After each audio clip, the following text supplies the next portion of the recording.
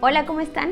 Hoy voy a enseñarles una actividad súper sencilla y bonita para que puedan trabajar las emociones con sus hijos y sus hijas. Soy la psicóloga Machi Guerrero y esta actividad se llama Descubre tus emociones.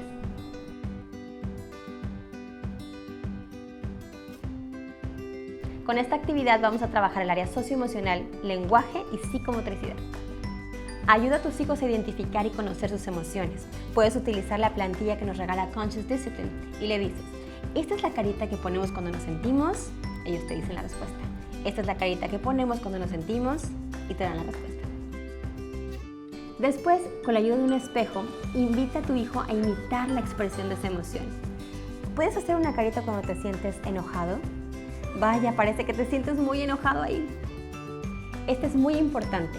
Invítalos a pensar y reflexionar, recordar alguna vez que se hayan sentido con esa emoción.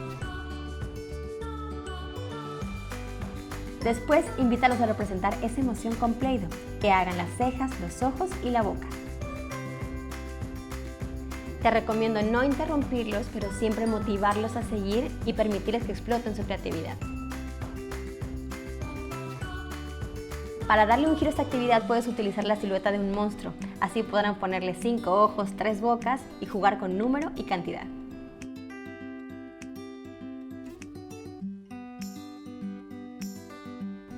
Aunque esto sea solo un juego, empecemos a darle la importancia a reconocer y trabajar nuestras emociones. Espero que te haya gustado esta actividad. Soy la psicóloga Machi Guerrero.